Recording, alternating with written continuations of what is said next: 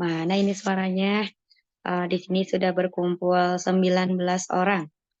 Waalaikumsalam warahmatullahi wabarakatuh. Masya Allah, Alhamdulillah. Bagi Teteh dan Bunda semua yang memang berkenan dan tidak ada halangan untuk on cam, boleh dibantu on cam ya, agar ya ini tidak merasa sendiri. Insya Allah. Insya Allah webinar malam hari ini akan sebentar lagi kita mulai ya, Teteh Bunda semua. Nanti akan dibersamai bersama pemateri yang istimewa, insya Allah. Sebentar. Insya Allah, izin dibuka ya. Alhamdulillah, sudah berkumpul 20 orang. Bismillah, Alhamdulillah. Alhamdulillahilladzi bini'matihi tatimmu shalihat. Asyhadu an la ilaha illallah wa asyhadu anna Muhammadan abduhu wa rasuluh. Allahumma salli ala Muhammad wa ala ali Muhammad. Rabbi israh li sadri wa yassir li amri wahlul 'uqdatam min lisani yafqahu qawli. Allahumma la sahla illa ma ja'altahu sahla wa anta taj'alul hazna idza syi'ta sahla. Masya Allah, bagaimana kabarnya Teteh Bunda semua sehat? Gimana? Alhamdulillah. Masya Allah. Alhamdulillah. Alhamdulillah, Masya Allah. Coba sebelum kita mulai nih, Yani ingin lihat antusias dari Teteh dan Bunda semua untuk menerima hidangan ilmu pada malam hari ini. Boleh berikan emoticon bisa di sini di kolom obrolan. Emoticon terbaiknya yang menggambarkan perasaan pada malam hari ini. Boleh sambil perkenalan ya, karena supaya kita saling mengenal nih. Teteh Bunda semua bisa memperkenalkan dirinya dan juga alamatnya disertai dengan emoticon terbaiknya supaya kita hangatkan dulu suasana kita pada malam hari ini. Boleh langsung di kolom chat ya. Insya Allah. Alhamdulillah. Masya Allah, Teh Popi. Dari mana Teh Popi? Emoticon lope-lope.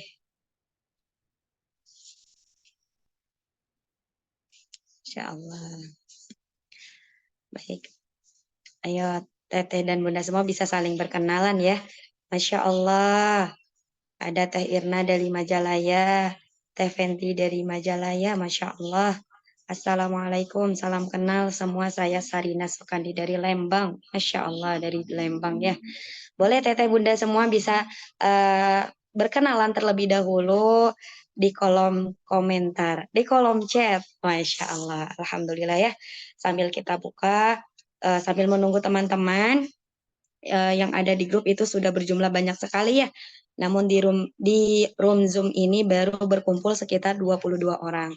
Sambil menunggu, mari kita hangatkan suasana ini dengan saling berkenalan. Insya Allah semoga semakin mempererat ukhuwah silaturahmi kita ya. Walaupun di room virtual, di ruang-ruang yang sangat terbatas ini, tapi pun semoga tidak mengurangi keberkahan dalam kita bermajelis ilmu ya. Alhamdulillah. Alhamdulillahirabbil alamin. Segala puji bagi Allah yang dengan Maha Rahman, Maha Rahimnya Allah, Maha baiknya Allah.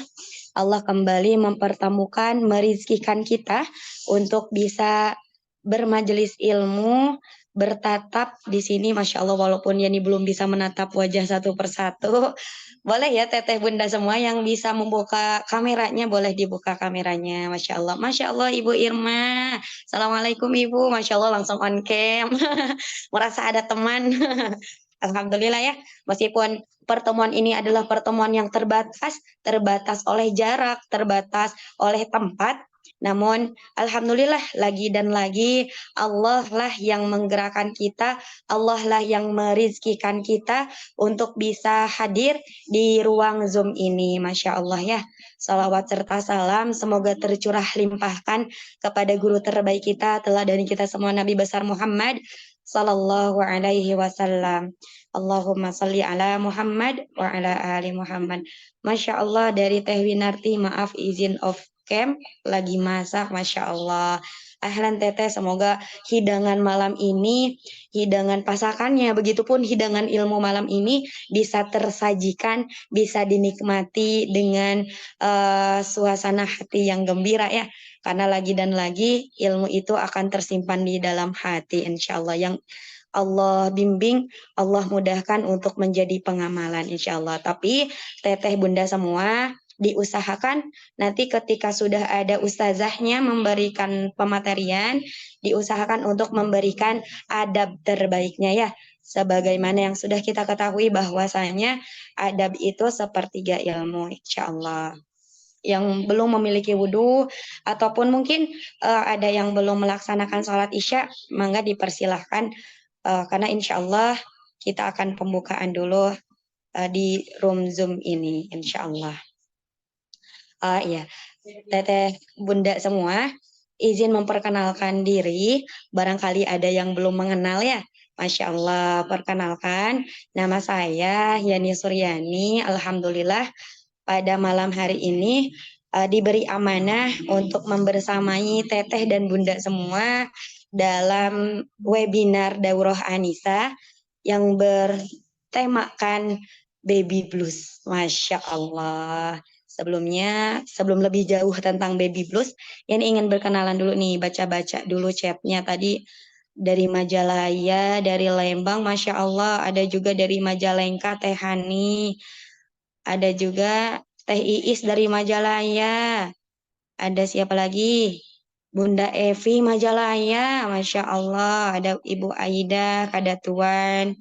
Ada Ibu Winarti dari Bandung. Ada Teh Rista dari Majalaya, Masya Allah. Ada juga siapa?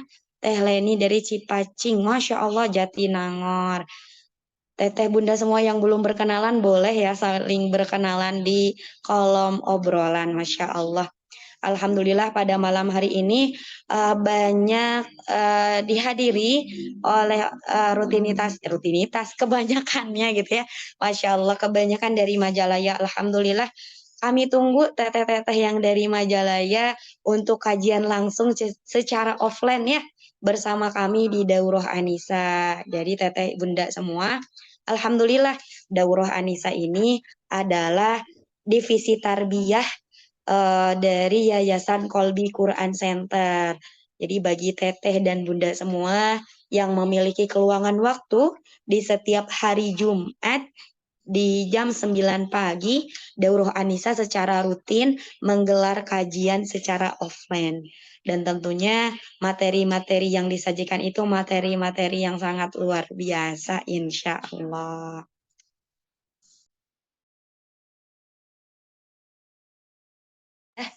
Masya Allah, Alhamdulillah, teteh dan bunda semua, Alhamdulillah pemateri kita pada malam hari ini sudah bergabung di ruang Zoom Meet ini, Masya Allah, sudah tidak sabar ya untuk sama-sama menyimak, sama-sama menimba ilmu kepada beliau terkait baby blues ini. Tapi sebelum itu teteh bunda semua, Yani mau tahu nih, apakah di sini semuanya sudah menikah semua? Karena Yani pribadi pun belum gitu ya, Masya Allah. Jadi meskipun ada yang belum menikah mungkin atau ada yang belum memiliki anak, meskipun tema malam hari ini mengenai baby blues, tentunya ilmu itu harus segera dipersiapkan ya, sedia payung sebelum hujan. Masya Allah, coba Yani mau tahu nih, teteh yang berjumlah 25 peserta ini apakah semuanya sudah menikah atau semuanya sudah memiliki Alhamdulillah anak? memiliki 4 putra. Masya Allah, siapa itu? Saya Sarina 4 putra. Masya Allah. Masya Allah, ada yang masih sekolah. Aduh, adminnya juga belum. Masya Allah, semoga Allah berikan yang terbaik di pelabuhan yang terindah. Insya Allah. Ini Teh Anissa Kaulan, Masya Allah, beliau masih SMA ya. Masya Allah, mempersiapkan ilmu sejauh mungkin, Masya Allah ya. Karena sejatinya ilmu itu harus terus ditimba. Semakin digali ternyata semakin dalam. Masya Allah, Alhamdulillah. Pun bagi bunda semua yang sudah memiliki anak, tentunya tidak ada kata terlambat insya Allah. Ketika memang kita mau berikhtiar, siapa ini? Masih jomblo, Masya Allah. Saya masih jomblo, teh belum menikah, Masya Allah. Semoga Allah berikan kesabaran di dalam masa penantian ya, teh ya. Insya Allah. Masya Allah, Barakallah. Semoga malam hari ini Allah hadirkan keberkahan, Allah hadirkan kemudahan untuk kita sama-sama menyiapkan diri, menyiapkan hatinya dalam menerima ilmu-ilmu yang akan disajikan pada malam hari ini. Izin menyampaikan Teteh dan Bunda semua, dipersilahkan untuk mencari tempat terbaiknya, tempat ternyamannya, akses internet yang memungkinkan agar webinar atau ilmu yang disampaikan pada malam hari ini tidak terputus-putus ya. Bagi Teteh dan Bunda juga dipersilahkan untuk um, apa unmute suaranya dan kalau bisa on cam di on cam kan kameranya. Insya Allah pada malam hari ini kita akan dibersamai bersama Ustazah Rehni Yenawati SST BDN. Beliau adalah seorang bidan dan juga seorang aktivis dakwah, Masya Allah. Beliau mengenyam pendidikan di D3 Prodi Kebidanan, Stikes DHB, D4 Prodi Bidan Pendidik Stikes Ahmadiyani, berprofesi sebagai profesi bidan Unjani, sekaligus mahasantri program Ummahat Mahad Khadimus Sunnah lulusan tahun 2021, mahasantri program calon ulama hadis Mahad Khadimus Sunnah Bandung, aktif di kelas daurah hadis di Mahad Khadimus Sunnah, dan beliau sekarang tengah beramal solih bekerja di TPMB BD Sri Wahyuningsih SST MKeb RBHB Cihanjuang KBB Bidan PTT Provinsi Jawa Barat. Beliau memiliki moto hidup bahagia dan mati mulia dengan Islam. Masya Allah, begitu luar biasanya ya pemateri kita pada malam hari ini. Masya Allah, langsung saja Teteh dan Bunda kita persiapkan adab terbaiknya, dipersiapkan catatannya, karena sejatinya ilmu ini bagaikan hewan buruan ya, yang bisa saja cepat lari, cepat hilang dalam ingatan. Maka mari kita sama-sama ikat ilmu kita dengan sebaik-baik tulisan. Insya Allah, apakah Ustazahnya sudah siap, Ustazah? Siap teh, sekedap. Masya Share screen ya.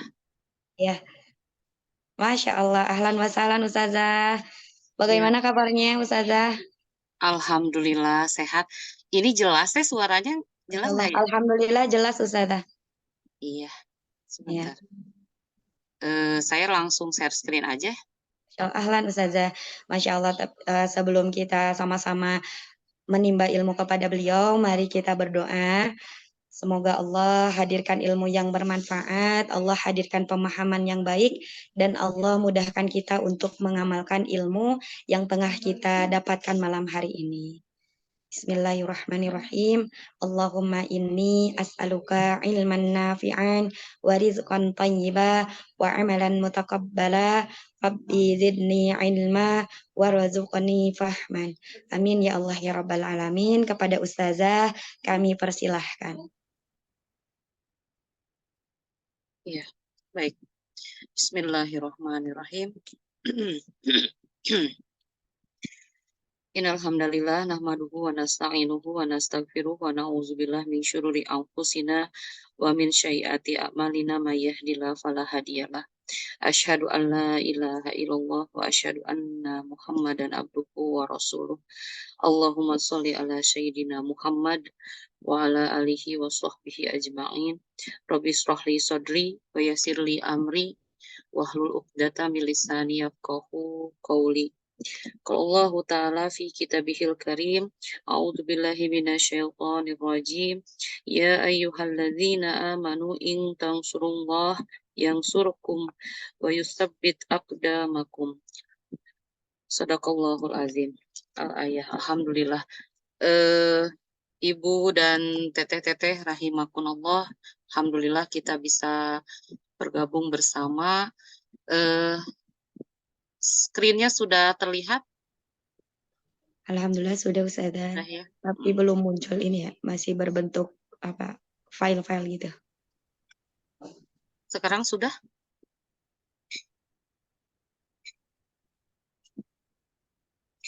Sudah muncul Teh? Kalau di saya sudah, di Teteh sudah Oh, belum ya? kalau di sini belum Ustazah, masih harus apa ini berbentuk file-file gitu. Oh, Belum ke sebentar ya. Saya PDF Baby stop Blues-nya. dulu ya. Oke. Dan Ustazah.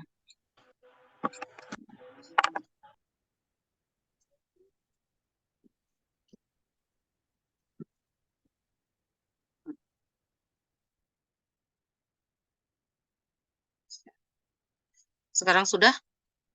Alhamdulillah sudah Ustazah. Ya. Mohon.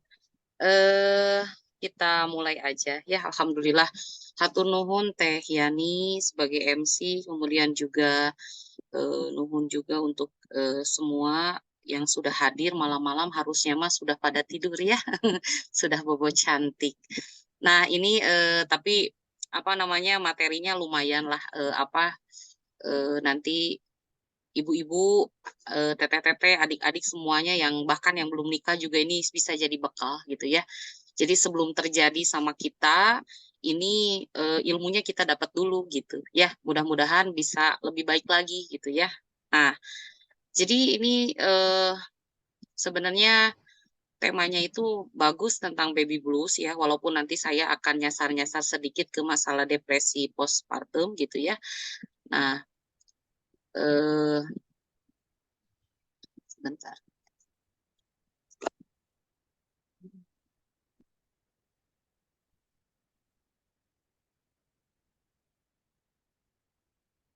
Oh.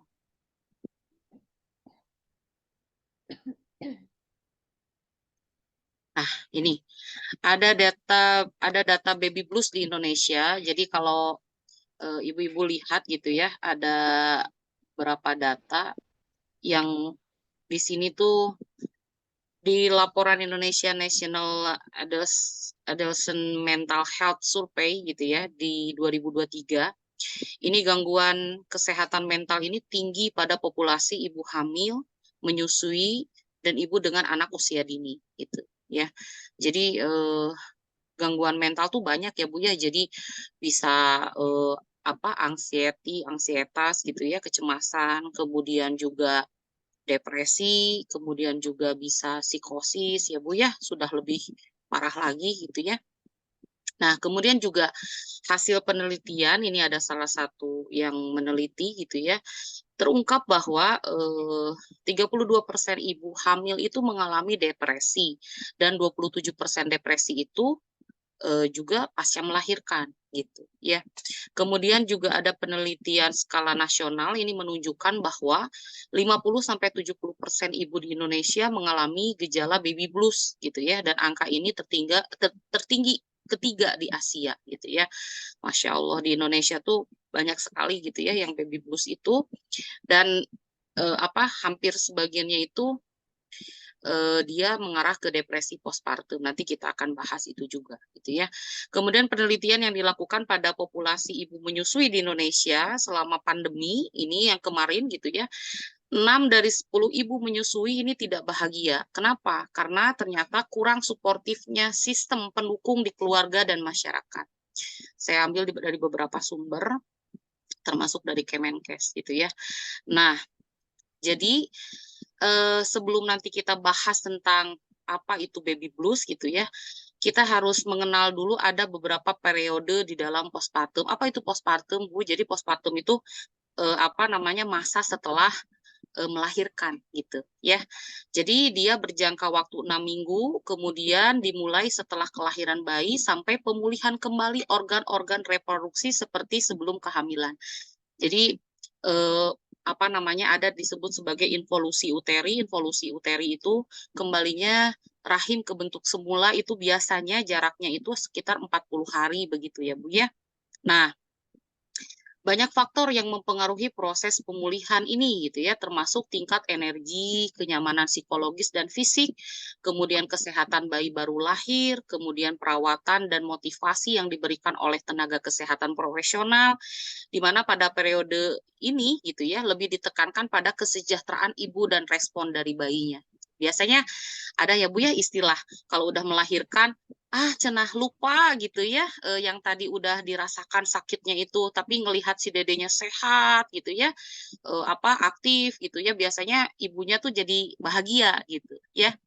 Nah, itu tuh jadi kuncinya gitu. Jadi kesejahteraan ibu dan respon baik dari bayinya itu gitu.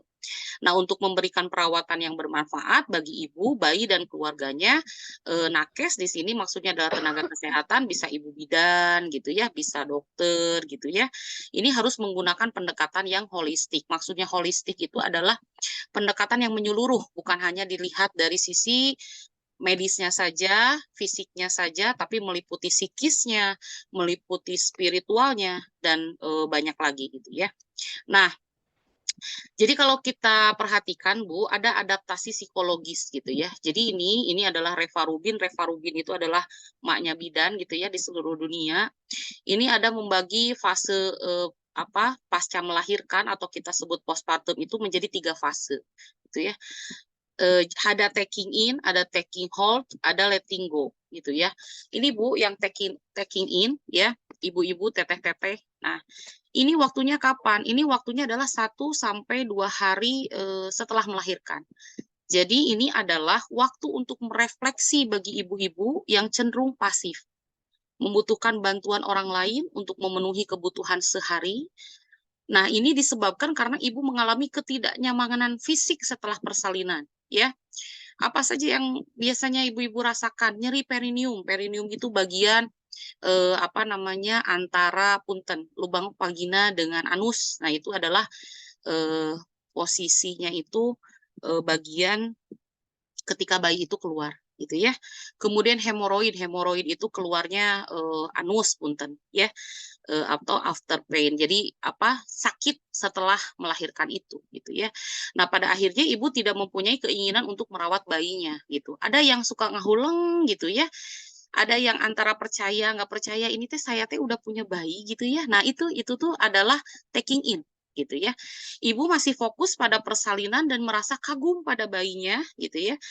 Apakah benar bayi tersebut adalah anaknya? Nah, itu pasti ada pertanyaan. Ih, nggak nyangka gitu ya. Kalau saya tanya, Teteh atau Bu, kumaha karaosna gitunya, apa sekarang yang Ibu rasakan? Bahagia gitu. Itu dia pasti bilangnya seperti itu karena melihat anaknya. Apakah persalinan ini telah berakhir? Ibu masih cemas juga tuh. Ya, kemudian ibu membutuhkan istirahat untuk memulihkan kekuatan fisiknya. Meminta ibu untuk menceritakan pengalaman persalinan, ini juga dapat membantu ibu melewati fase ininya. Jadi, ada waktu taking in. Ini yang harus kita pegang 1 sampai 2 hari postpartum, ya. Jadi, jangan ditinggalin.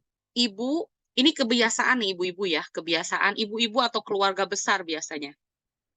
Ya. Seringkali setelah melahirkan lari semua ke bayinya dengan bapaknya malahan mah gitu ya.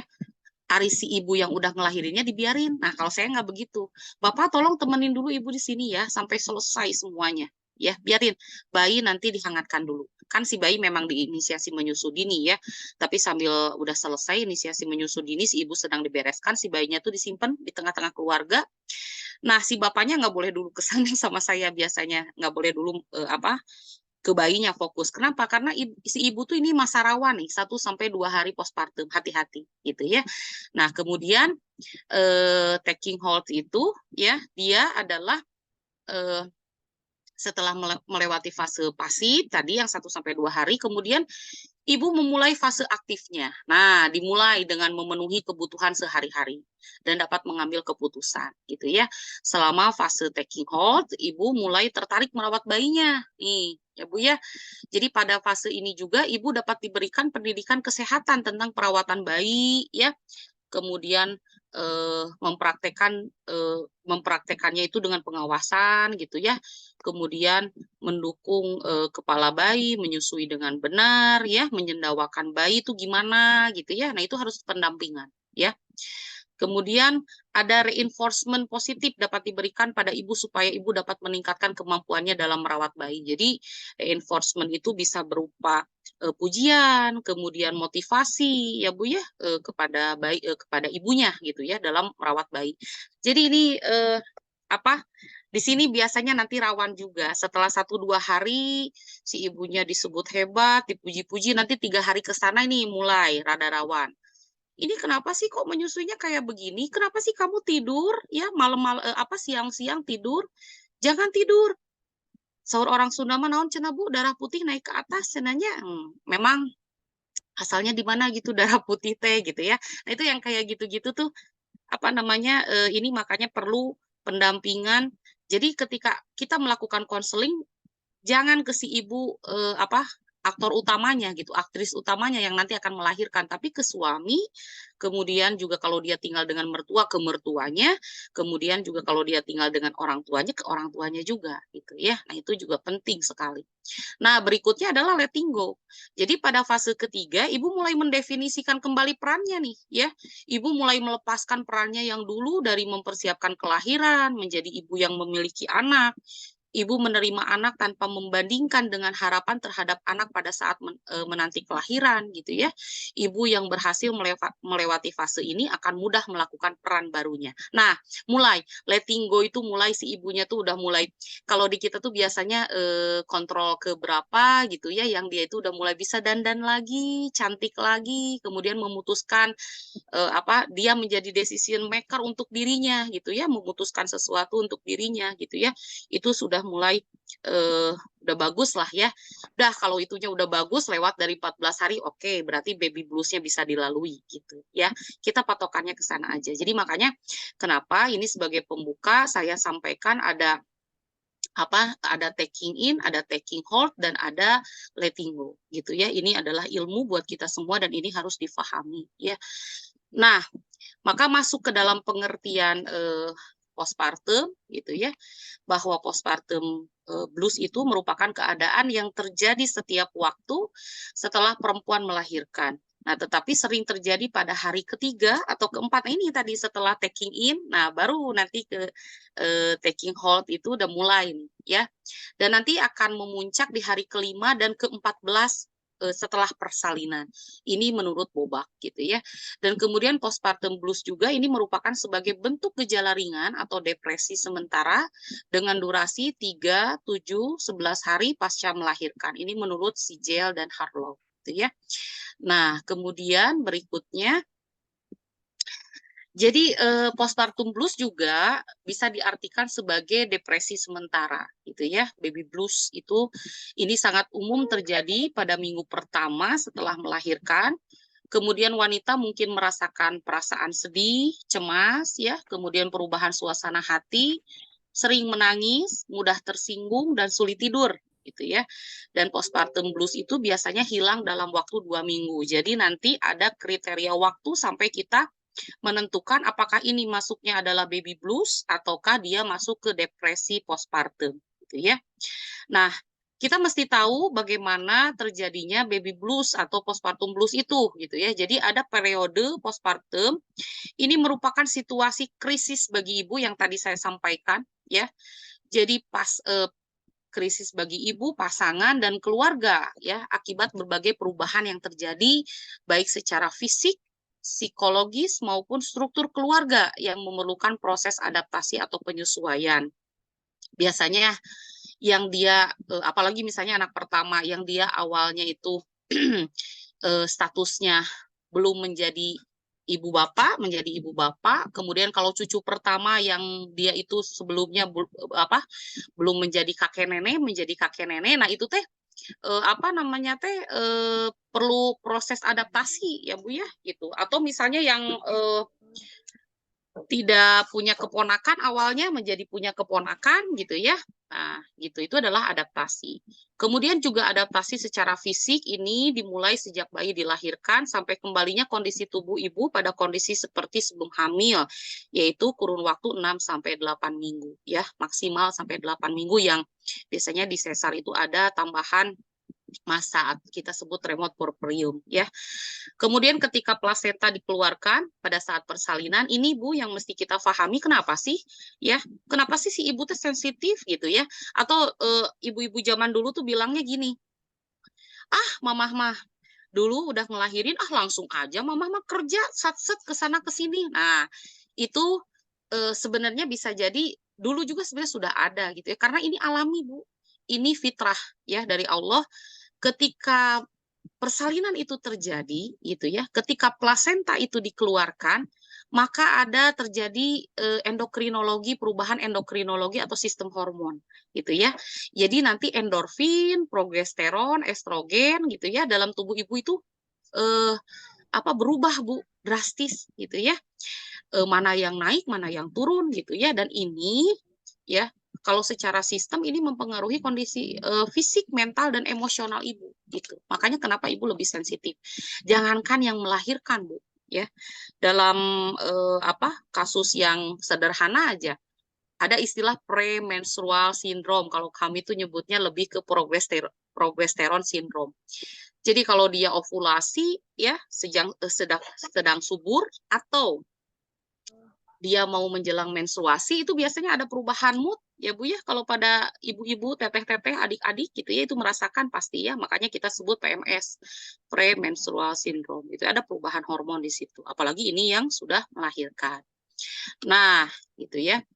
Jadi postpartum blues itu ya, ini harus bisa dibedakan dengan postpartum depression. Jadi postpartum depression atau depresi pasca melahirkan itu adalah depresi yang dialami seorang ibu setelah melahirkan gitu ya.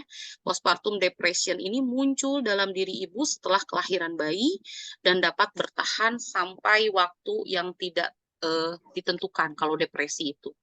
Jadi kalau dia misalnya masih dalam waktu 2 minggu, ya 14 hari, itu bisa kita katakan baby blues, ya. Tapi kalau sudah gejalanya itu lebih dari 2 minggu, maka ini yang harus warning, hati-hati sekali postpartum depression masuknya, ya Bu ya. Dan berikutnya ini Bu, ini mah masih sama dengan yang tadi, cuman saya lebih inikan lagi. Jadi observasi gejalanya, dia lebih gelisah, ya, kemudian ada gangguan istirahat tidur kalau baby blues, marah pada anggota keluarga, cepat marah lebih tepatnya, gangguan mood ya, sering menangis dan cemas gitu ya. Makanya ini yang seperti ini kita concern untuk merangkul ya Bu ya. Kemudian respon psikososial berkaitan dengan depresi postpartum ya dan psikosis. Jadi setelah depresi postpartum itu ada berikutnya itu adalah psikosis, ini gangguan jiwa ya Bu ya. Ini lebih ke kalau depresi postpartum gelisah yang memanjang, perilaku yang labil, menarik diri, kemudian respon yang tidak sesuai pada bayi dan keluarga. Ada yang nggak mau menyusui bayinya, kemudian ada yang bayinya teh dilemparin gitu ya, ya Bu ya, itu yang depresi itu sampai segitunya gitu ya.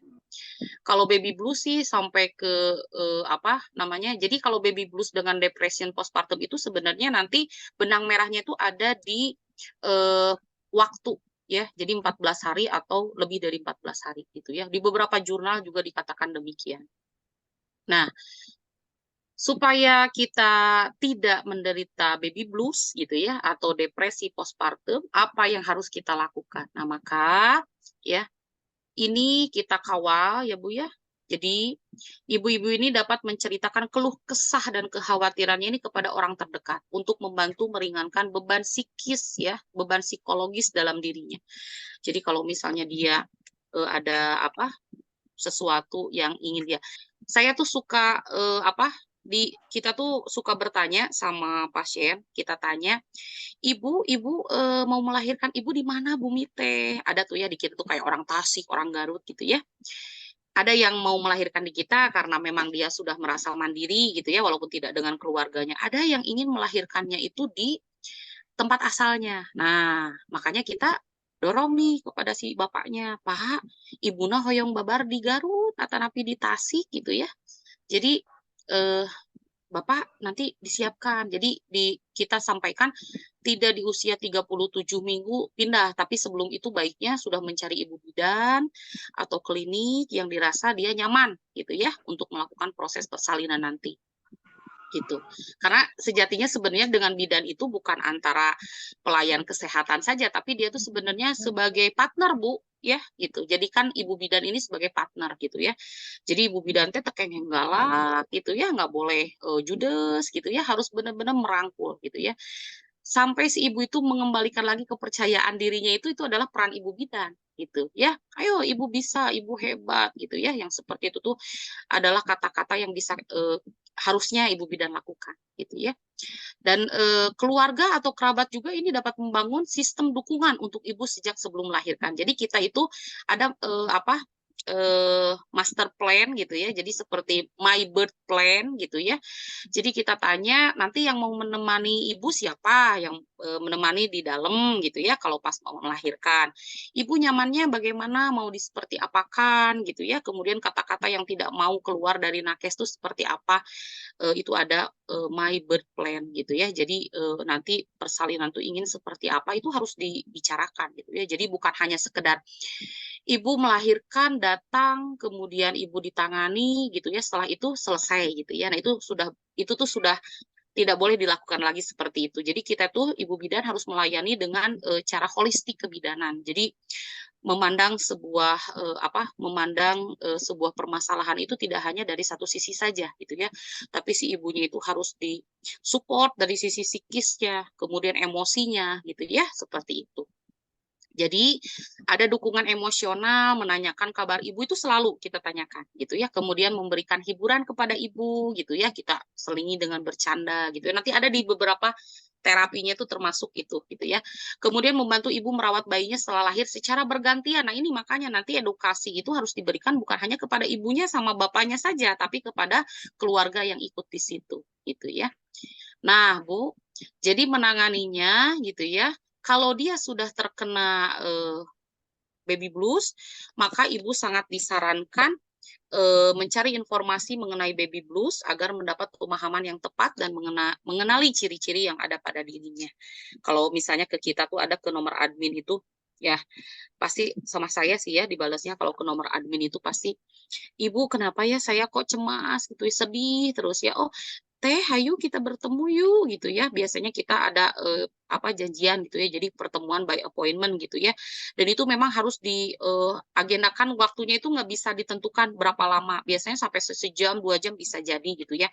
Jadi kita gali apa yang ada pada dirinya gitu ya. Kenapa bisa sedih gitu ya. Dan itu ternyata kalau sumbernya itu ada di orang tua atau sumbernya itu ada di mertua misal gitu ya. Maka kita undang ibu mertua, orang tua kita undang bersama gitu ya.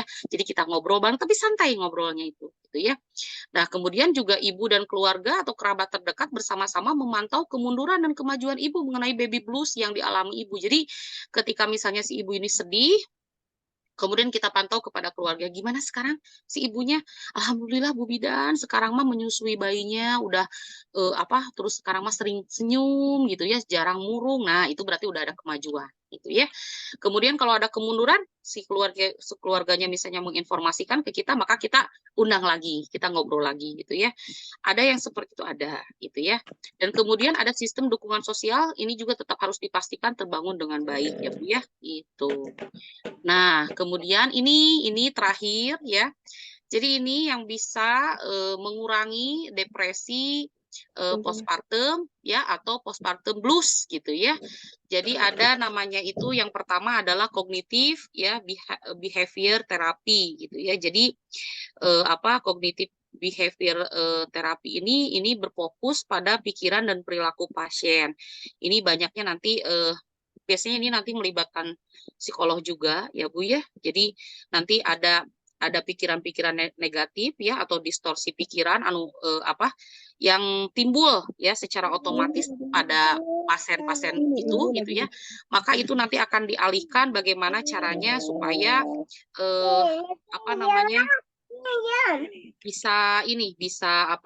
bisa dialihkan si pikiran-pikiran negatif itu teh gitu ya. Ini ada ininya memang ada ada cognitive behavior therapy itu ada melibatkan seperti yang lagi di coaching gitu ya Bu ya, si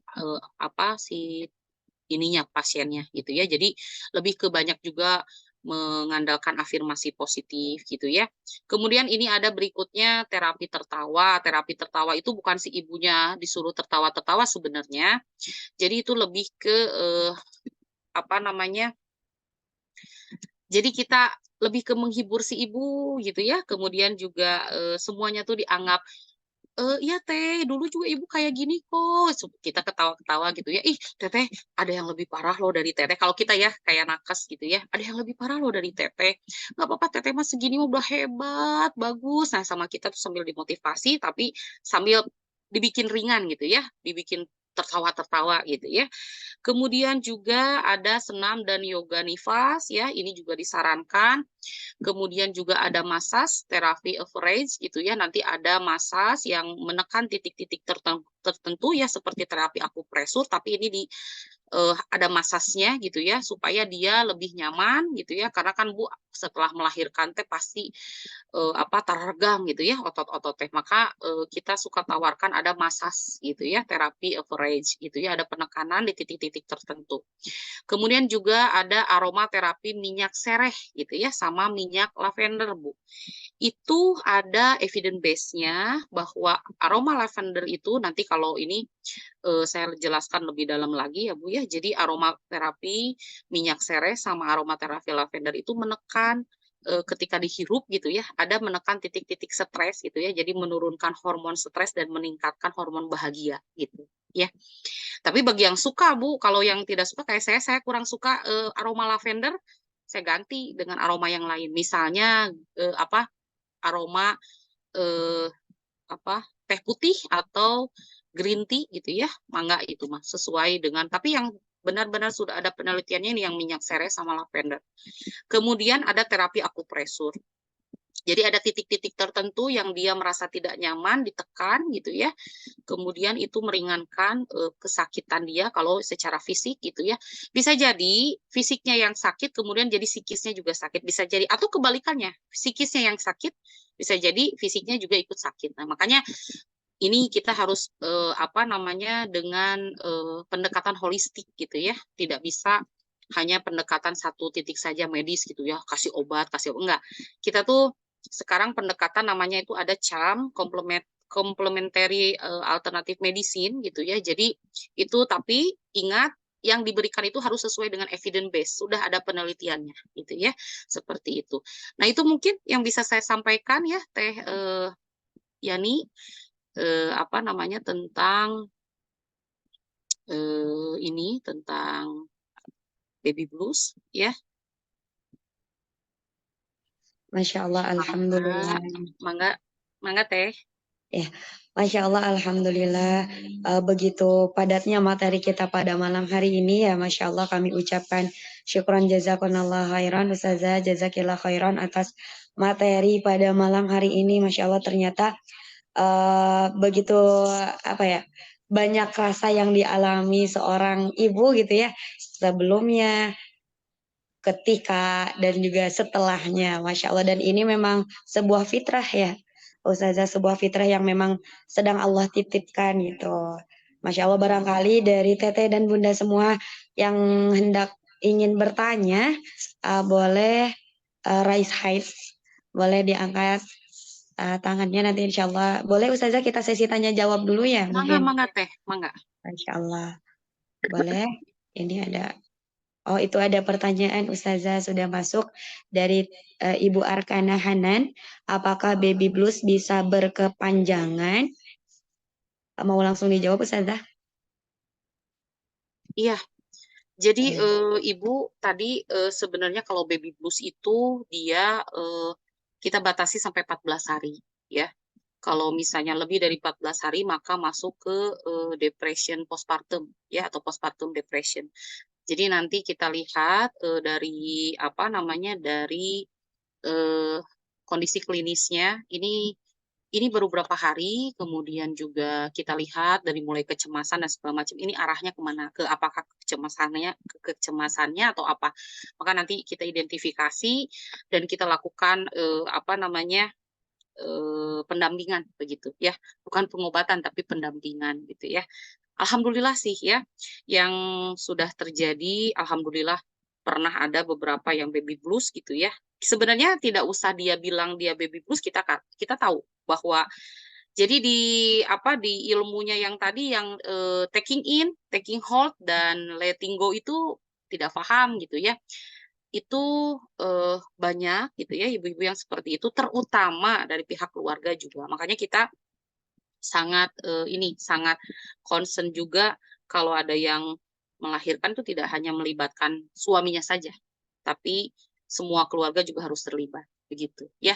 Jadi gitu ya Teh ya. Jadi kalau dia batasannya sampai 14 hari maka kita katakan baby blues. Beberapa jurnal juga demikian menyebutkannya. Tapi kalau misalnya dia sudah lebih dari 14 hari maka itu masuk ke eh, postpartum depression gitu ya. Masya Allah, baik Ustazah, jazakillah khairan.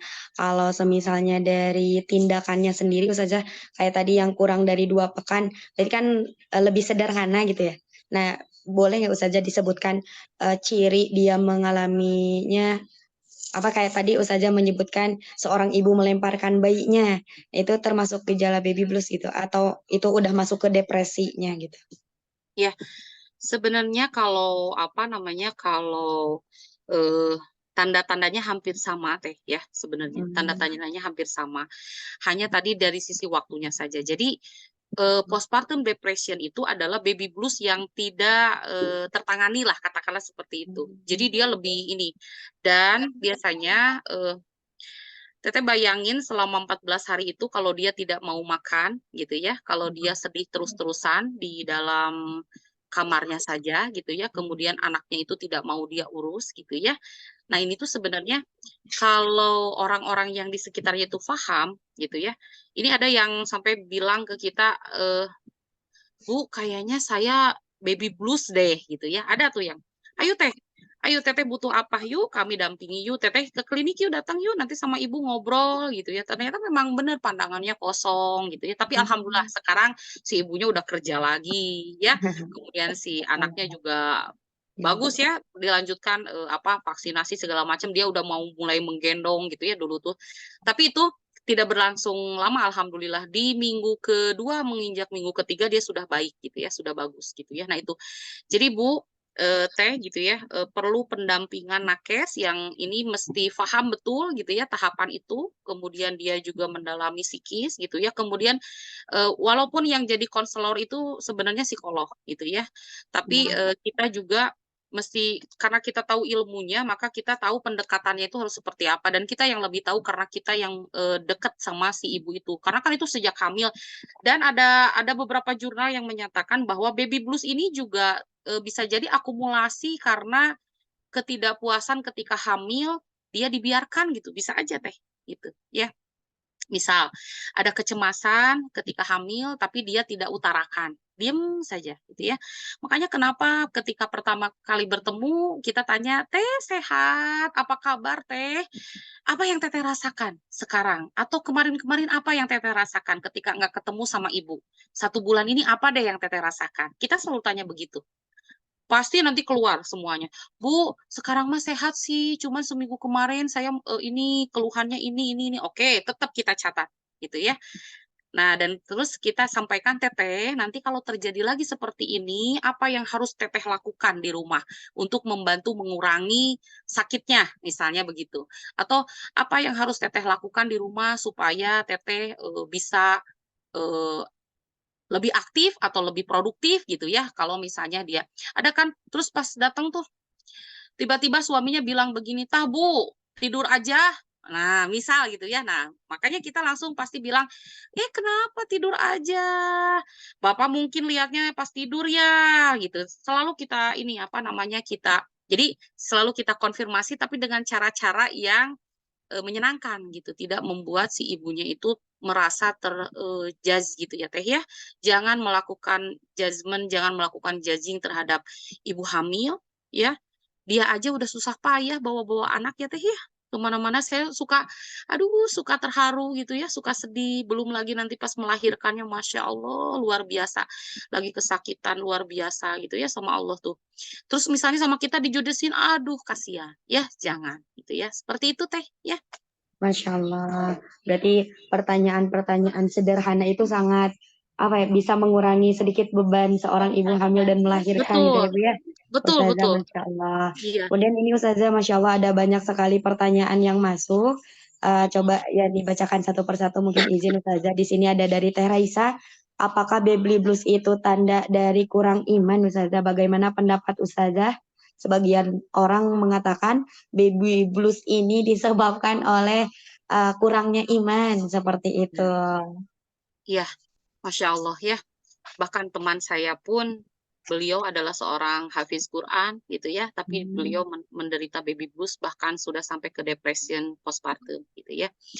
Bukan masalah kurang iman atau tidak, kalau menurut saya ini adalah bagian dari kalau dilihat lagi ini bagian dari ada diagnosanya salah satu penyakit gitu ya. Dan ini bisa disembuhkan. Jangan khawatir, ini bisa disembuhkan. Yang biasanya gitu ya, biasanya kita diagnosa penyakit yang kaitannya dengan fisik saja gitu ya, tanpa mengetahui ternyata ada diagnosa penyakit yang kaitannya itu dengan mental health gitu ya, kesehatan mental gitu ya. Dan baby blues ini salah satunya itu masuk ke situ. Jadi sebenarnya kalau dikaitkan ini kuat lemah kuat iman gitu ya, saya sebenarnya agak kurang setuju gitu ya. Walaupun dalam salah satu terapinya ini ada yang memasukkan mendengarkan musik klasik atau mendengarkan murotal Al-Quran. Itu adalah salah satu terapinya. Tapi sekarang gini misalnya, ada orang yang baby blues disuruh mendengarkan murotal Al-Quran. Ya, dia dengarkan. Misalnya, jiwanya jadi lebih tenang. Iya, betul. Tapi tiba-tiba misalnya datang ke dalam kamarnya mertuanya atau ibunya. Ari kamu tidur aja. Tuh anaknya minta disusuin. Kamu tidur aja, nggak boleh tidur siang. Misal gitu ya, ada penekanan-penekanan seperti itu atau kata-kata judgement seperti itu, apakah nggak jatuh mental si ibu? Jatuh juga gitu ya. Ibu mertuanya kan nggak tahu atau ibunya kan nggak tahu malam-malam dia udah begadang gitu ya, menyusuin anaknya gitu ya. Nah, itu juga perlu perlu simpati yang tinggi. Jadi sense of simpatinya harus dibangun gitu ya. Jadi kalau ditanyakan seperti itu sebenarnya tidak ada hubungannya sebenarnya karena fitrahnya dari Allah itu dikasih ketika pelepasan plasenta maka nanti ada hormon yang berubah itu drastis, estrogen, progesteron dan endorfin gitu ya. Kemudian prolaktin juga ya.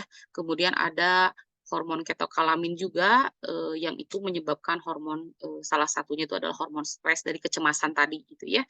Itu mah fitrahnya seperti itu teh dari sistem endokrinologinya itu seperti begitu, sistem hormonnya itu seperti itu. Maka ada mood swing tiba-tiba dia jadi sedih gitu ya, itu adalah fitrah gitu ya, seperti itu. Jadi pasti ini dialami siapapun, pasti dialami siapapun. Jadi ada studi yang menyatakan bahwa baby blues ini tidak berkaitan dengan anaknya banyak atau sedikit. Jadi nggak ada istilah, atuh Neng mah sudah pengalaman, Neng mah anaknya sudah 4. Nah, nggak ada istilah seperti itu juga ternyata, ya gitu. Sama seperti ini juga. Di saya juga ada yang melahirkan seorang hafiz, ya hafizoh, ya suami istri itu hafizoh, masya Allah mereka itu adalah guru, ya guru di rumah tahfiz Quran. Tapi di beberapa hari setelah persalinan kemudian kontrol gitu ya kita lihat si ibunya ada tetap kesedihan, aduh Bu Bidan saya takut mau bisa menyusui. Nah itu kan sebenarnya kalau kita lihat Masya Allah luar biasa gitu ya, imannya itu luar biasa. Dan ini ibunya orang Lampung, bapaknya orang NTT kalau nggak salah ya, menikah kemudian diem di sini gitu ya di Bandung gitu, melahirkan di kita. Tetap saja gitu ya ada raut-raut ke arah-arah baby blues, maka kita perlu kuatkan. Bisa kok Teteh, bisa, hayo sini ibu bantu menyusuinya. Coba ibu pengen lihat Teteh cara menyusui gimana. Oh hebat, itu udah bagus Teh, ayo sekarang Teteh tangannya ke sini. Bukan, jadi beda ya, ketika misalnya posisinya tuh memang benar kurang benar gitu ya. Tapi kita beda kata-katanya. Kita rubah kata-katanya jadi begini misalnya. Teteh sudah, wah Masya Allah ini udah bagus teh menyusuinya. Hebat teteh, Masya Allah. Yuk ke sini teh tangannya. Teteh yang sebelah sini ke sini ya, yang ini ke sini. Itu tanpa disadari kita tuh sedang membetulkan posisi menyusui si ibu. Tapi ibu itu merasa tidak dihakimi, merasa tidak disalahkan. Itu kan beda keterimanya. Dengan yang pas begitu lihat, teteh salah, atuh teteh menyusuinya. Pantesan atuh si dedenya sendawa terus ya. Pantesan atuh si dedenya rewel, dah nggak masuk. Ini mana itu kata-kata yang jangan, tidak boleh sama sekali kita ungkapkan gitu ya. Tapi ketika, oh gitu, wah iya hebat teteh udah bagus nih cara menyusuinya. Ayo ibu bantu sebelah sini sayang. Sebentar, ibu ganjel dulu ya pakai bantal ya. Nah, ini udah bagus. Nah, itu kata-kata support system yang membuat dia menjadi lebih semangat untuk menyusui. Gitu, Teh. Ya, jadi tidak ada kaitannya sebenarnya dengan kurang iman, lemah iman, atau kuat iman. Ya, Masya Allah. Ternyata karena memang ini adalah sebuah fitrah ya Ustazah, maka betul. tergantung pada diri dan orang-orang di luaran menjadi support system kita mungkin ya, bagaimana cara respon kita. Iya, Masya betul, Allah. betul. Baik, tadi ada Teh Rose ya yang raise hand. Boleh on suaranya Teteh, on speakernya. Tadi Teh Rose. Iya siap. Baik, Tapi Ustazah. mohon Semangat ya, izin Teh. belum bisa open kamera, apakah tidak apa-apa, Ustazah? Mangga, Teh. Nggak apa-apa, Teh. Iya. Sebelumnya izin bertanya gitu terkait dengan baby blues ini. Tadi sudah dipaparkan juga gitu terkait dengan baby blues ini memang fitrah ya Bu ya, bagi setiap manusia gitu ya atau setiap wanita. Yang ingin saya tanyakan apakah baby blues ini bisa pengobatannya gitu ya, pengobatannya itu bisa dilakukan dengan diri sendiri gitu, dengan afirmasi diri sendiri bahwa bahwa kita tuh bisa gitu untuk ngelaluin baby blues ini dari rentang waktu tadi itu hari pertama sampai sampai 14 hari gitu. Nah, mungkin itu aja mungkin pertanyaannya. Nah, sebelumnya terima kasih untuk ilmunya, Masya Allah sekali. Iya. Langsung dijawab ya, Teh Yani ya. Hatur nuhun Teh Rose pertanyaannya. Jadi Teh, sebenarnya tidak semua gini. Kita harus bedakan dulu. Baby blues itu adalah gejala-gejala yang mengarah ke yang tadi sudah disampaikan. Tapi apakah itu semua akan terjadi? Enggak juga, gitu ya. Jadi secara fitrah si hormon itu akan berubah ketika seorang perempuan itu melahirkan, gitu ya. Dan itu akan menyebabkan si ibu lebih sensitif, si ibu lebih lebih cemas, gitu ya. Itu begitu gitu. Tapi kalau ibu, kemudian suami, kemudian keluarga paham yang tadi taking in, taking hold, dan letting go, maka nanti tahu banget ketika setelah melahirkan apa yang harus saya lakukan. Nah, ini ya. Ada yang luar biasa support sistemnya ya. Ketika setelah melahirkan si suaminya itu mengucapkan terima kasih kepada istrinya luar biasa. Mah, makasih ya udah melahirkan, mama udah hebat berjuang sejauh ini. Terus ibunya teh langsung ini, belum lagi dari ibu bidannya, ibu hebat, teteh hebat, Masya Allah, ya hebat teteh, Masya Allah bisa bertahan luar biasa. Lelah ya teh ya, Masya Allah, nanti ya udah ini istirahat ya teh ya, teteh udah hebat, gitu ya. Itu pas hari pertama tuh sudah kehitung, itu pas taking in. Terus mulai dilayani sama kita, dilayani gitu ya. Itu kerabat-kerabatnya itu semua yang melakukan. Maka si ibu, insya Allah kalau seperti itu mah nggak akan kena baby blues, gitu. Pasti hari pertama, hari kedua, hari ketiga, dan seterusnya itu pasti dia akan langsung responnya bagus, menyusui, ya, itu. Dan rata-rata teh, ya, jadi si knowledge ini sangat mempengaruhi perilaku, gitu ya. Jadi kalau si ibunya ini diedukasi dengan baik sejak kehamilannya, itu rata-rata persalinannya ini kita nggak bermaksud ini ya. Jadi ada yang tiba-tiba melahirkan di ibu nih, ya, tapi selalu periksa hamilnya tidak di kita. Berarti kan ada sesuatu yang miss gitu ya. Nah, tapi saya coba saja bismillah ya. kata saya. Bisa, bismillah.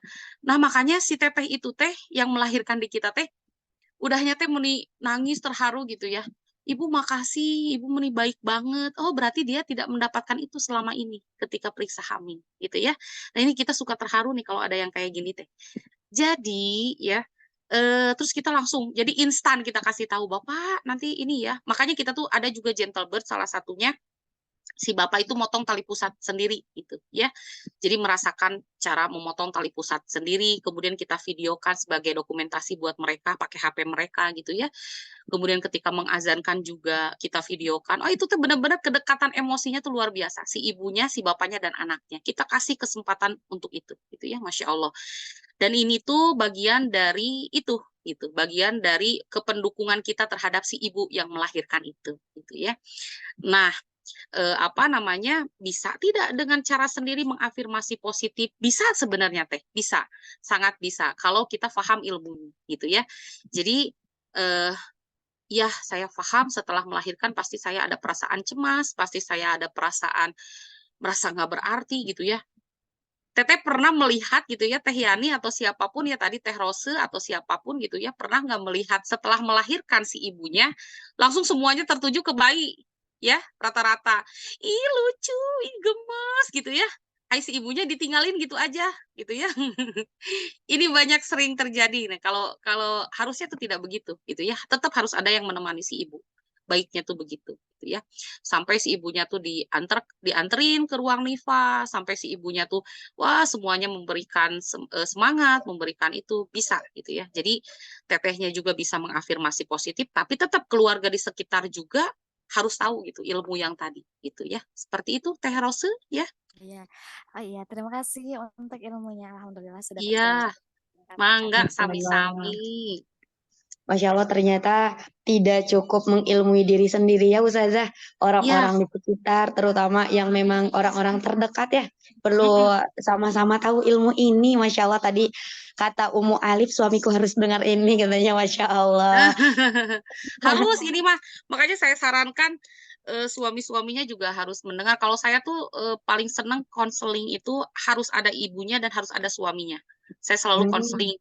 Makanya saya nggak bisa, saya kalau ditanya ibu mana carogena gitu ya. Oh nuju teu aya, ibu hapunten nanti mah ya bawa sama suaminya ya. Nah jadi saya selalu edukasi suaminya suaminya harus diedukasi. Ada nggak ya tuh yang melahirkan kemudian si suaminya malah nunggu di luar sambil ngerokok misalnya ya. Nah saya mah selalu paksa suaminya kecuali kalau suaminya memang nggak kuat lihat darah. Ada kejadian suaminya yang nggak kuat lihat darah pingsan, jadi ibu punya 3 pasien. Ibunya, suaminya yang pingsan sama bayi ya, kalau itu mah jangan dipaksakan gitu ya. Akhirnya kita sampaikan, ibu mau didampingi sama siapa? Yang ibu nyaman, ya. Ada yang didampingi sama kader, sementara dia pengen didampingi sama ibunya, ya pilih ibunya. Makanya ibunya jangan, ah nggak mau ah alim-alim. Nah itu tuh harus diedukasi gitu ya. Makanya senang kalau ada yang periksa hamil kemudian diantar sama ibunya, diantar sama suaminya itu sekali-kali harus ada brainstorming nantinya untuk menjelang persalinan begitu ya. Masya Allah.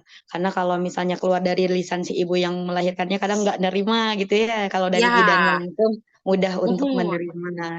Masya Leres, kalau Allah. dari ibunya mah, kadang mah, Neng mah lihat di internet, Neng mah ya nggak percaya sama koloteh gitunya. Nah, ada yang gitu kan ya. Ya, Masya kayaknya Allah. mah ibu-ibu yang mendengar kayaknya mah ada yang senyum-senyum dalam hatinya itu saya. Masya Allah. Harus langsung dari sumbernya gitu ya Iya, Ustazah. iya. Masya Allah. Tadi ada kembali pertanyaan Ustazah. Kita batasi sampai jam berapa Ustazah? Mangga, Berkeluangan waktu. mangga mau sampai jam berapa, Teh? Kita batasi sampai jam 9. Mohon izin ya Muhun, Ustazah. muhun, Masya mangga. Allah, khawatir mengganggu waktu istirahat Ustazah. Tadi ada Saya pertanyaan. sebenarnya mau ada yang melahirkan, jadi nggak apa-apa jam Oh, 9. Sampai jam 9 cukup lah. Nanti saya mau cukup. meriksa. Masya Allah. Mangga. Nanti bisa sharing-sharing Ustazah kliniknya di mana barangkali ada yang mau melahirkan di tempat Ustazah. Di saya tuh ada yang melahirkan orang Nagreg, ada yang melahirkan Oh, orang itu ada yang udah ke Banjarmasin kemudian balik lagi Masya karena ingin Allah. melahirkan di kita gitu ya. Masya Allah, alhamdulillah ada yang orang Padalarang, ada orang Cimahi gitu ya. Rata-rata sih memang jauh-jauh, yang deket-deket gitu ya juga ada. Tapi memang kalau melahirkan kan harus mencari ini Teh, Iya, kenyamanan ya, itu ya. kenyamanan betul. Itu. Karena ternyata pada fakta di lapangannya tidak semua bidan memiliki apa ya, kedekatan, memberikan kehangatan untuk ibu yang melahirkan Nah, seperti itu. sebenarnya itu sebenarnya bisa Teh ya, sebenarnya itu bisa dilakukan. Cuman itu PR buat sesama kita gitu ya. Iya, Insya Allah sebenarnya itu Insya Allah. bisa gitu ya, dan semua punya kemampuan itu gitu ya. Karena bidan ini sekarang harus holistik kebidanan, tidak boleh hanya dari sisi medisnya saja, tapi semuanya kita harus kuasai, termasuk apa namanya, termasuk kalau untuk melahirkan itu ya, misalnya dia nyaman, kita tanya, Ibu nyaman nggak kalau kita setelkan murotal? Iya, dia mau disetelkan murotal, kita pasti setelkan murotal gitu ya. Kemudian kita sertai aromaterapi, pemijatan gitu ya, itu kita tawarkan gitu ya. Nah itu memang ternyata itu semua yang melalui penelitian kita lakukan dan memang ibunya itu merasa nyaman gitu ya. Ibunya merasa nyaman. Dan itu mengurangi trauma pasca persalinan gitu. Seperti itu Teh. Masya Allah, barakallah Ustazah. Kembali pertanyaan mungkin di 9 menit terakhir Ustazah tadi ada yang Mangga bertanya, Teh. apakah baby blues ini ada dampaknya gitu, dampak dari inner child yang negatif gitu.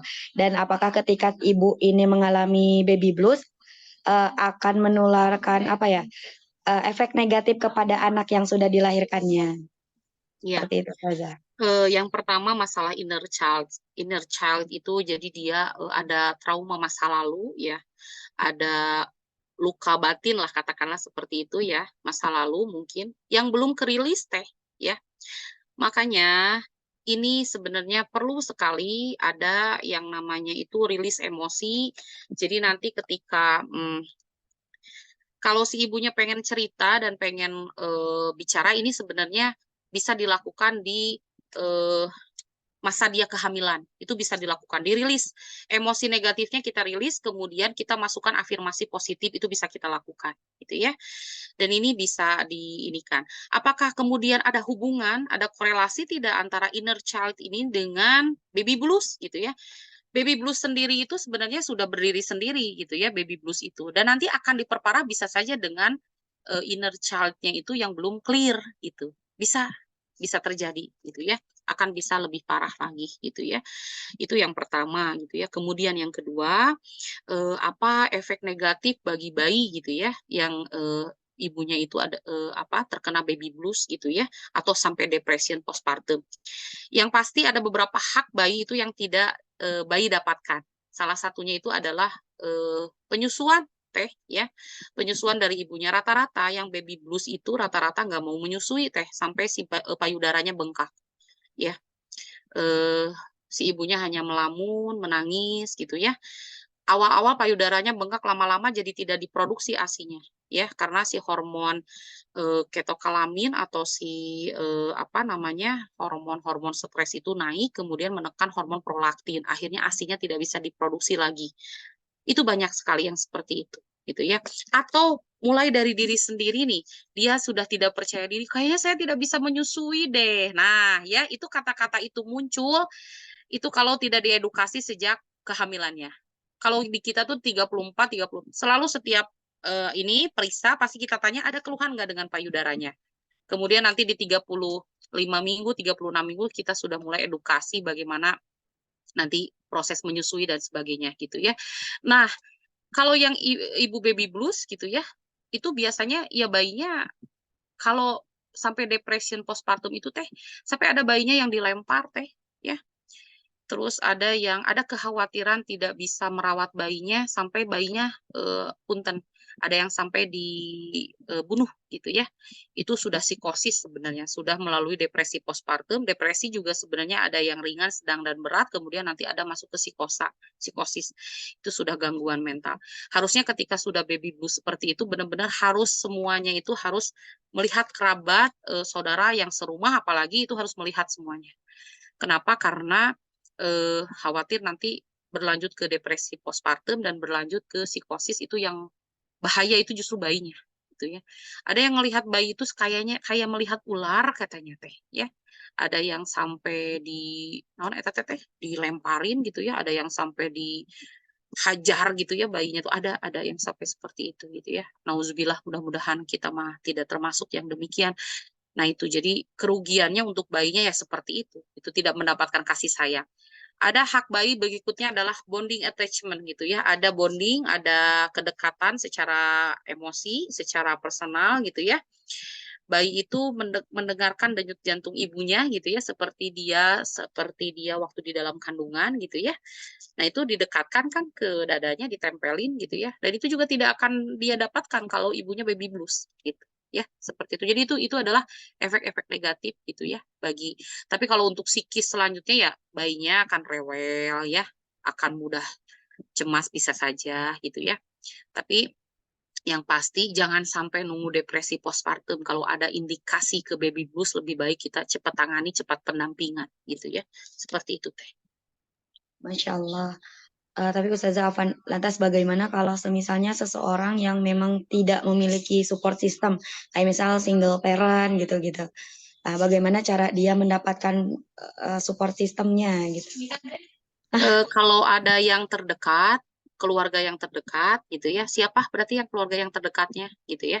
Misal saya pernah menangani persalinan teh, suaminya meninggal karena COVID waktu dia hamil. Jadi pas bersalin dia tidak ditemani oleh suaminya. Aduh sedih banget ya, Masya Allah sedih.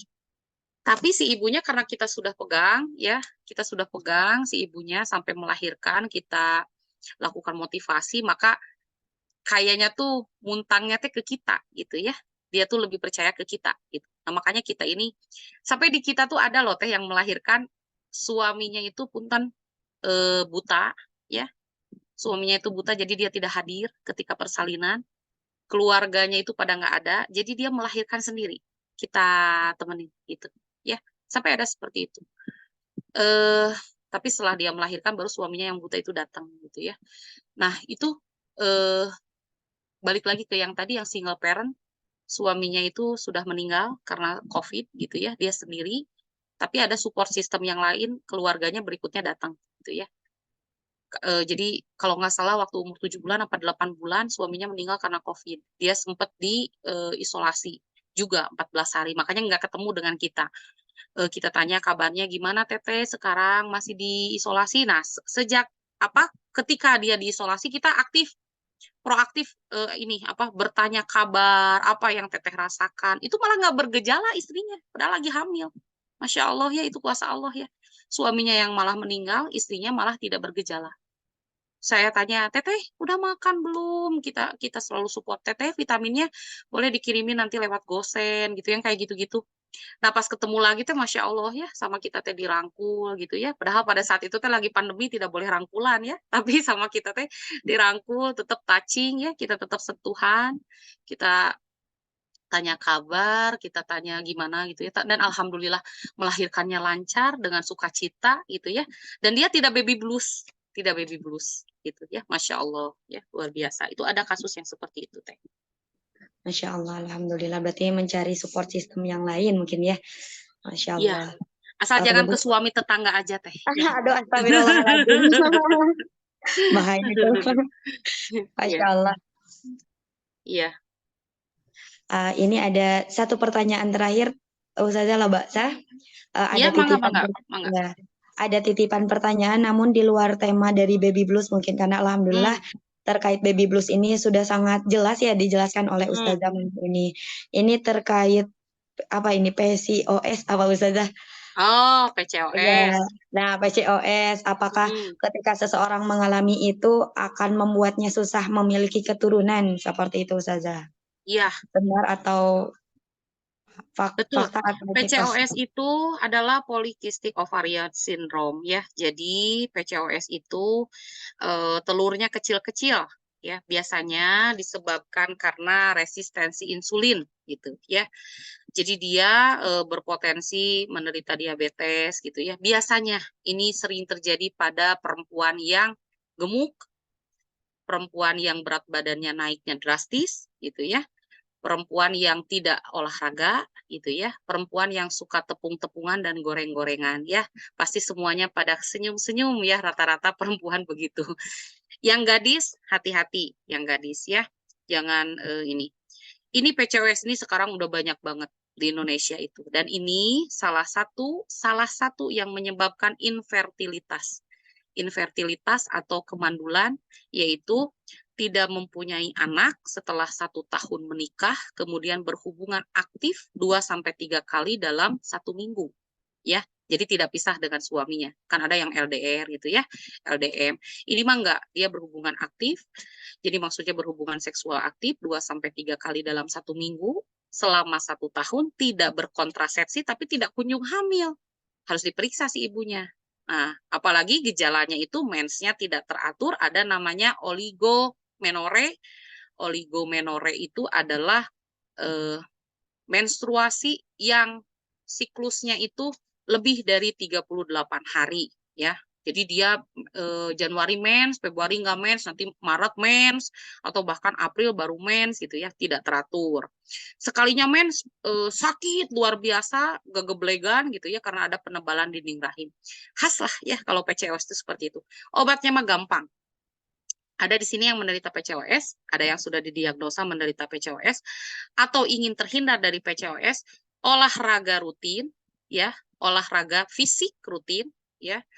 Kemudian apa itu namanya? Atur pola makan, tidak boleh diet ekstrim, ya.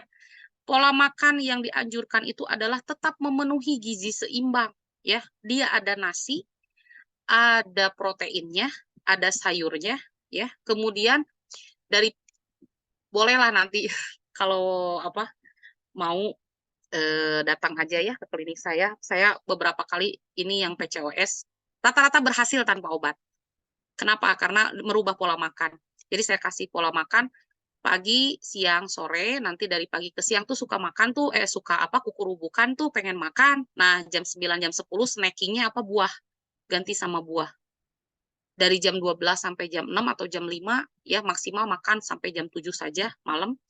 Itu nanti snackingnya sore-sore itu boleh juga buah gitu ya. Buahnya sehari bisa sampai 500 gram buahnya.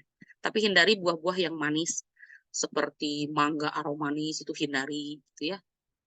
Pisang itu hindari, sawo hindari, apalagi duren ya. Buahnya itu pepaya, semangka, melon ya, banyaklah. Buah naga itu mah gulanya itu nggak terlalu tinggi ya itu. Jadi sebenarnya balik lagi ke pola makan. Ini teteh-teteh nih.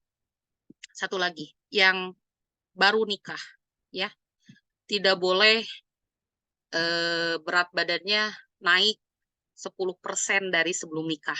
Baiknya begitu ya, supaya menghindari PCOS juga. Setiap hari harus olahraga ya. Olahraga boleh nggak ada harus benar-benar tiap hari, nggak juga sebenarnya, seminggu 5 kali udah cukup sebenarnya, 5 kali 30 menit minimal sehari. Jadi ini ada kemarin kasusnya yang ditangani sama Prof. Tono ya, salah satu profesor guru besar di infertilitas ya. Beliau itu guru besar di Unpad, Fakultas Kedokteran Unpad. Ada salah satu kliennya yang telurnya jadi bagus, asalnya PCOS, kecil-kecil banget. Telurnya menjadi bagus perkembangannya karena dia rutin nge-gym gitu ya. Makanya teteh-teteh, ibu-ibu tidak ada alasan sudah jadi emak-emak kemudian tidak olahraga. Sekarang mah olahraga bisa di rumah ya. Kalau saya merasa tidak bisa memanage untuk olahraga di rumah, maka langkah terakhir saya memilih untuk gym. Karena dengan gym itu saya ngambil PT dengan personal trainer itu seminggu 2-3 kali, tapi saya di luar dengan PT saya melakukan gym mandiri. Jadi seminggu tuh saya 5-6 kali melakukan gym. Dan itu terasa ke tubuh tuh jadi sehat, Bu. Gitu ya.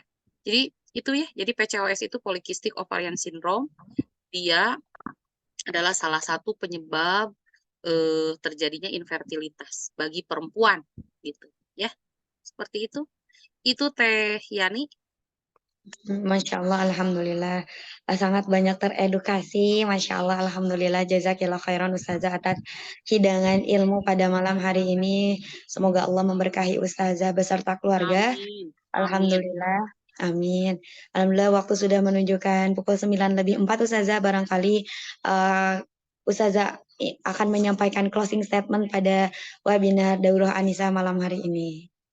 Iya, baik. Eh, sedikit dari saya ya tentang baby blues. Jadi sebelum masuk ke baby blues, bahwa kita sebagai perempuan harus memahami dulu apa namanya siklus atau daur hidup perempuan itu sendiri, gitu ya.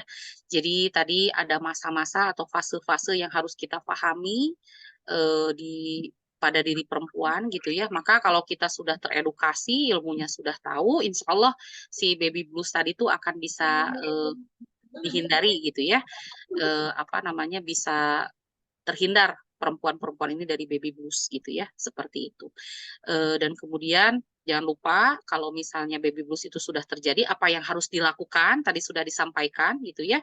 Maka yang harus dilakukan pendampingan juga edukasi terhadap orang sekitar gitu ya. Kemudian baby blues dengan postpartum depression itu yang membedakan adalah waktunya. Kalau baby blues itu dia dibatasi sampai 14 hari, tapi kalau postpartum depression itu lebih dari 14 hari gitu ya. Seperti itu. Ya, itu mungkin dari saya. Mudah-mudahan bermanfaat ya, insya Allah. Mudah-mudahan ada waktu, Allah berikan lagi waktu ke depannya kita bisa bersua lagi ya, Teh Yani ya. Nuhun Masya ya. Allah. Alhamdulillah, Masya Allah. Sangat luar biasa malam hari ini. Syukran jazakillah khairan Ustazah atas paparan ilmu, hidangan ilmu pada malam hari ini. Semoga Allah bimbing kita untuk bisa mengamalkannya ya. Selain mengedukasi diri pun kita perlu mengedukasi orang-orang terdekat, orang-orang di sekitar kita. Masya Allah. Alhamdulillah baik teteh bunda semua.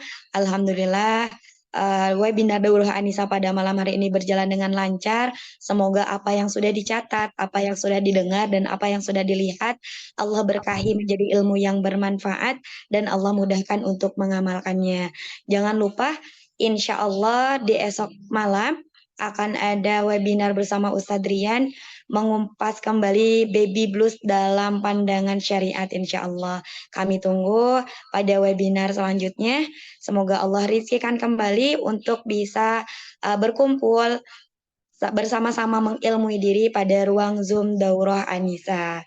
Masya Allah kami dari segenap pengurus Daurah Anisa izin pamit undur diri, selamat beristirahat dan semangat untuk mengamalkan ilmu yang sudah didapatkan pada malam hari ini. Mohon maaf jika ada kata atau sesuatu yang keliru.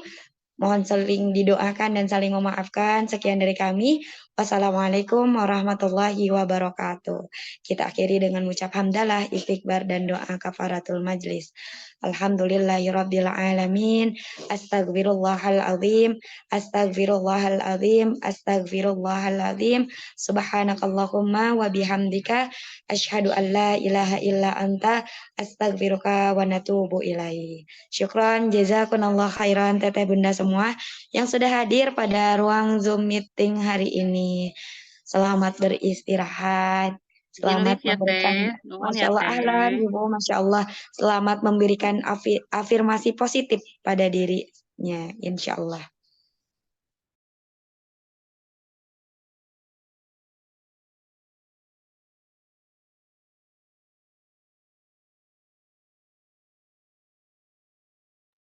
Allah, ilaliqoh. Semoga Allah rizkikan kembali untuk berjumpa. Teh Anisa, Teh Hasna, Teh Alia, Teh Irna, Teh Kanisa, Teh Winarti.